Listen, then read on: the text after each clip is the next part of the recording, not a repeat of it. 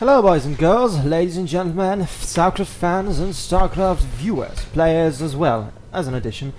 I welcome you, I'm JJ, and this is yet another shoutcast, 1 versus 1 between some of the top-notch players in the existence.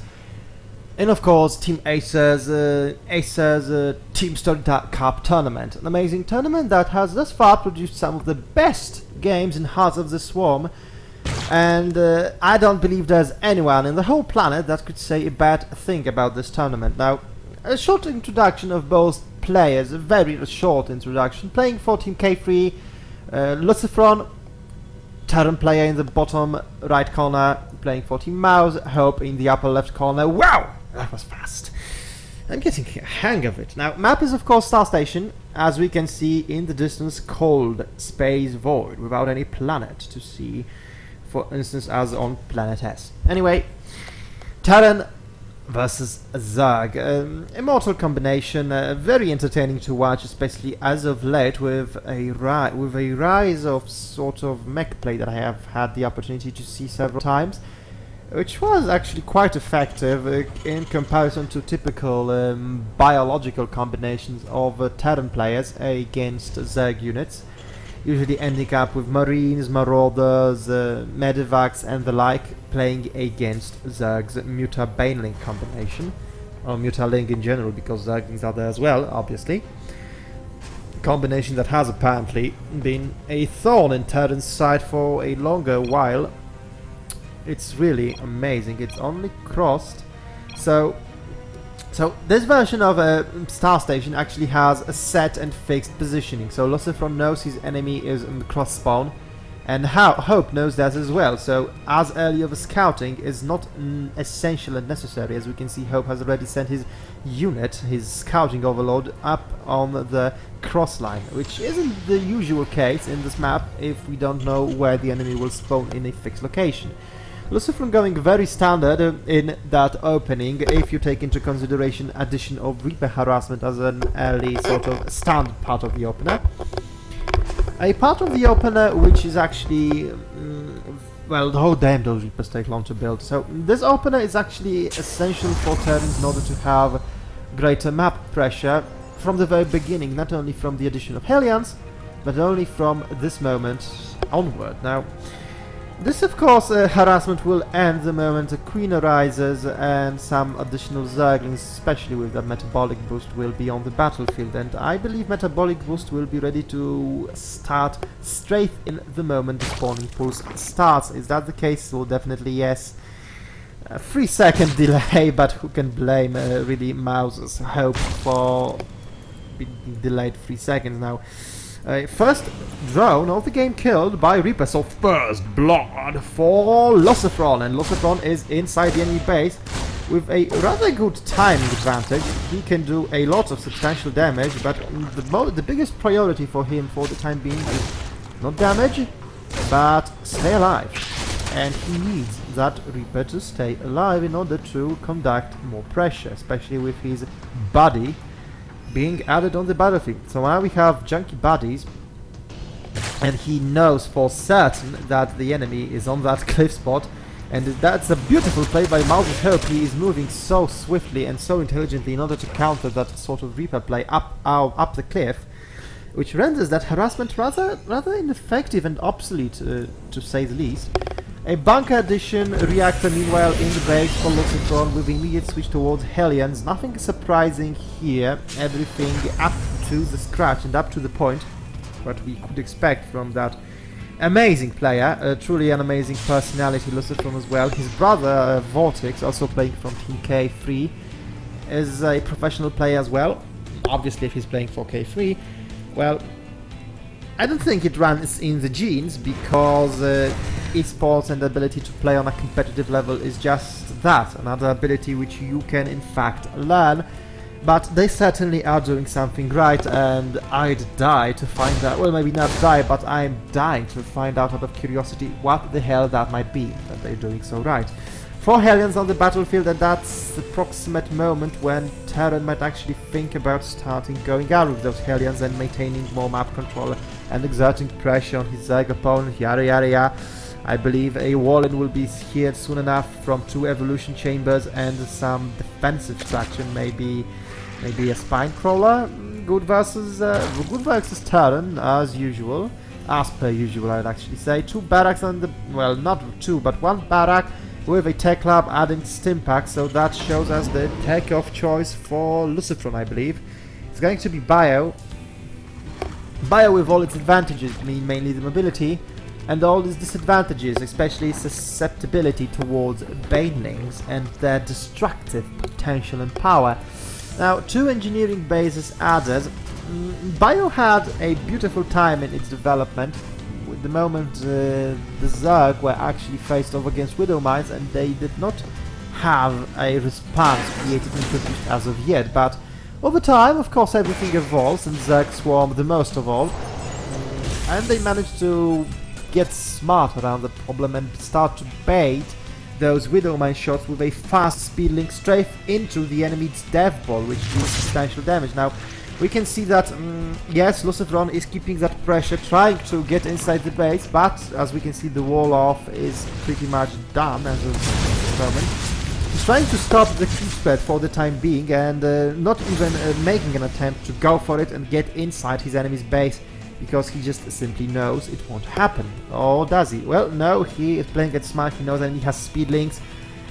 He knows that those helions are a little too expensive to lose at this stage of the game, and that's another interesting trend that I would like to highlight, is perhaps a little of elevation from pressurizing our Zerg opponent when we are Terran in favor of keeping those units alive. And it turns out it's better for the Terran to keep those units alive instead of losing them for the sake of taking, say, 10 drones, and that's only if you're optimistic. What is going on here? Well, a little bit of a run by Zerglings, but a single, if I'm correct, Hero Marine. Yes, he managed to butcher both of them, so kudos, grats, and bravo to that single Marine. Now, Widow Mines on the battlefield already, some more Marines added into the mix. Those Widow Mines are going to make some sort of shots, but they have been popped without actually making substantial damage, and this is a very good play by Mouse's Hope. He was hoping, yeah, pun intended, haha, laugh at me. I know I'm terrible at those puns, but, you know, we gotta start learning from something, so in my case it's from the scratch, but let's not lose hope. It might go better along in time. Now, starport added, medevac's going to be charmed out immediately the moment supply block lifted. 3 at the same time, so yes, supply block is being in fact lifted. Zerg doing also very standard opening in that case, and the start of the standard decision at 11th minute mark against a Terran player when harassment wasn't being that stupefying and detrimental to our success. Though that harassment from Hope has actually made a lot of casualties. Let's see unit count.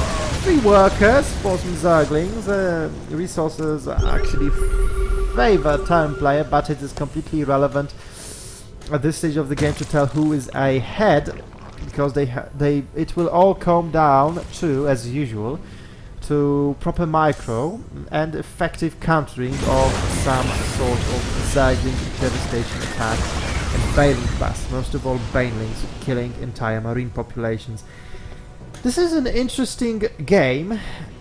I mean, this entire matchup is very interesting in its current shape. Now run by Zerglings, they are definitely making themselves work, keeping Lucifron high on his toes and defensive, making it impossible for him to do some sort of drop plays and get where he wants with those money units and do some substantial damage. Now, oh my god, I love that creep spread by Mouse. It's getting so effective so fast.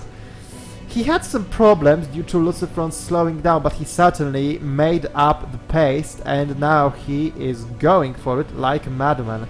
Now, interesting decision, vehicle plating added, and I believe it might have something to do with our Terran researching transformation servers in a short time. Now, a little offensive by those Marines to clean out those terrible heat tumors and attack on the queens. That might actually be pretty effective. Queens are going to get knocked out and down, but with the cost of medevac, and at the same time we have a Zergling run by side the base with Lucifron being focused and preoccupied elsewhere. a lot of workers killed, 19 workers killed by Hope. His hopes are looking rather good, and his perspectives are optimistic with this taken into account. The loss of so many SCVs will cripple Lucifron extensively and severely, I believe. Yes, his income has lowered substantially, but let's keep in mind that as long as Terran is on those 3 bases, he has a potential to be extremely money effective with his units and give the Zerg a serious rundown for his money with a lot of damage actually made.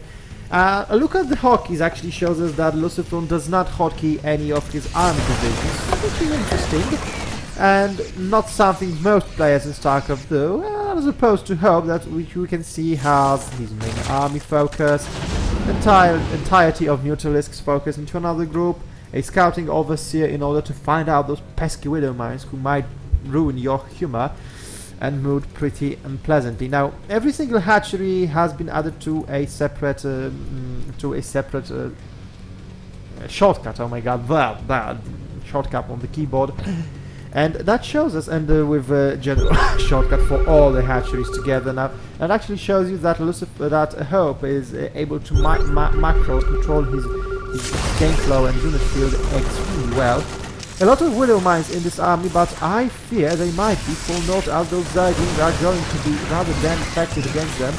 With that overseer inside, those Mutalisks we're going to have some trouble against. But wow, a beautiful widow mine shutout. Those Mutalisks have come a bridge too far, like the classic movie. They are in a world of hurt, but Banelings are going into the field to remedy that and change the status of the game, and indeed they do so effectively. They have butchered so many Marines. Let's see the unit lost out. It's very important at this point of the game. They are both dead, even with Zerg having an access to more minerals, but Terran player Lucifron needs to be at an advantage at this stage. Our Zerg has more resources. This is a good timing for Terran. He needs to make something happen, and he needs to make it fast, effective, jazzy, classic. In order to get the upper hand, he needs to take a base out, a hatchery, to reduce Mutalisk count substantially, because if he gives his enemy enough time, as we can see, Hope is already moving towards Hive Tech. Lucifron knows what to expect. The moment that Hive is finished, he's going to have to face against Ultralisks, and Ultralisks are the bane and doom of said bio. Again, this is a beautiful Zerging ground bite, but this time intercepted by some hero Marines, who might end up paying the highest price for the service to the Lucifron's empire. Now, at the same time, a battle in the middle with a lot of units being killed by those widow mines and banelings. At the same time, Lucifron is on the run, and on the retreat he is in a bit of problem. Zerglings inside the enemy's base, they will deal a lot of damage on those Marines. Hope knows where to hit, and he hits that extensively hard and effectively. Mutalisks now on the prowl and on the run, and Hope is giving Lucifron run for his money, as the resources lost count is dead even, in fact favoring Zerg, as I have explained earlier. Lucifron is stepping up and increasing his production capabilities, but I believe that he will be forced to lift off and stop his unit production for the time being, and that's a main victory for Hope that managed to reduce enemy's army count substantially.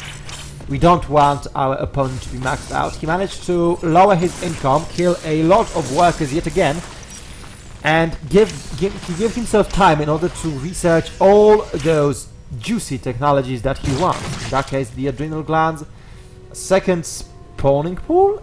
Interesting decision by Hope. I have no idea what is that about. Apparently, the minds of the brilliant follow a different pathway than we are accustomed to, and we will not understand the genius because we do not share its ability and wisdom. Well, I see Lucifron having a mineral problem as opposed to the usual gas problem that Terrans face. I believe that gas problem is aggravated mainly by a lot of biofocus.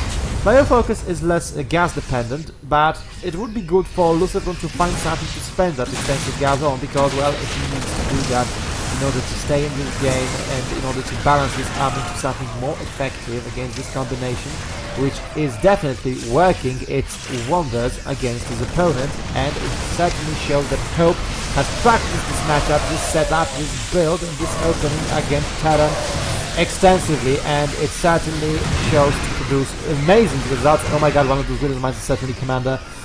No, is that even possible? Have they not butchered entire Zerg battalion? Apparently no. Apparently I was mistaken. No surprise here. That's pretty normal. Oh yeah, this one is Sarge. So yeah, this entire the battalion, the widow mines is under this Sarge, like Sarge. Sarge, can we go on a shore leave? No, damn it, we gotta stay and defend the base. And that's a good hero widow mines approach. That's why he's Sarge and not this widow mine. This one is recruit. His boss Sarge knows the drill. A beautiful Mythalisk flyby with no missile turrets by Lucifron. He is on a terrible defensive and he is unable to move out with his army and make a play that would count. And with being so much pushed into defensive by the Zerg, Hope's perspectives are looking better and better as the time and game progresses. Now, Lucifron needs to make some sort of a play at this time of the game. He needs to protect his units against those Mythalisks, which are at this stage of the game not as important to Hope, because he's already got Ultralisks and adding them on the battlefield. With those Ultralisks in the field, I believe that Hope will be in a top-notch vantage position to move in and seal the deal, with Lucifron being on the defensive and backed out to the wall through the majority and entirety of the game. Now we can see that he is a little more careless with those Mythalisks in order to free up more space for Ultralisks. If you ever play TvZ, you play Terran, and you start seeing that Zerg is using a lot of Mythalisks in a seemingly mysterious error sort of like way, well, don't count him out yet, don't be too smug or happy about it. It might be contributing to the fact that he's just making a lot of Ultralisks, and let's hope Lucifron knows that. How's his Marauder count? He's looking rather nice. He knows what's cooking, and he knows there are Ultras on the battlefield, and that Marauders are essential in order to fight those menacing Colossi, being the main meat shield of his army. Mythalisks on the battlefield, a lot of Zerglings doing substantial damage, and at the moment Mythalisks are being killed by those Marauders. And this was a much needed, let's say, a breathing, tiny moment, tiny breath for Lucifron in order to expand and secure this fourth base, being his absolute lifeline. He needs that planetary fortress, he needs it secured, he needs it working in order to kill his enemy when it's needed. Now, beautiful micro by Lucifron, who's showing us who's the boss and how to play against a lot of deadly monster Ultralisks, and that should actually even out and actually put him way ahead in resources lost task thanks to his late play. He was so effective with those resources, which actually allowed him to secure this essential and necessary base with a lot of mules added in for that income in order to keep him in the game, increase his unit count, try to equalize against the Zerg, and in turn be and move out on the offensive. This is how Terrans played this game. When they started, they know that against the Zerg they will be most likely on the defensive if they don't manage to start off with a very effective drop play. And in that case it wasn't meant to be, because Hope's map control and playing the map is just brilliant. He knows where to go, when to go, how to go, and how to do it in a effective and dominating fashion. Now, at this point of the game, Lucifron practically doesn't need gas, because his army doesn't use it almost at all. Those Zergling ground buys are so frustrating to deal with and cause Lucifron a true headache. Now, Hope's is on 1, 2, 3 mining bases, though 2 in fact. His enemy only on 1, but mules equalize. Unfortunately for him, those mules actually managed to mine out those resources rather fast, if you know what I mean. More mules, faster mining, resources mined out faster, you need to expand faster as well, and it might not be so easy against a foreboding Zerg. So, in this game we can see that Hope is preparing his trump card, and those are in fact infestors, with queens added on the battlefield for those transfusions, for those Ultralisks. I believe that Hope thinks that Hope hopes, another terrible pun I know, Hope hopes that he will be able to seal the deal, close the attack, and kill this essential expansion that is the lifeline and is already being carried by those bendings. And oh my god, All those SCVs and the mules have been killed. This is almost too painful to watch from Terran perspective.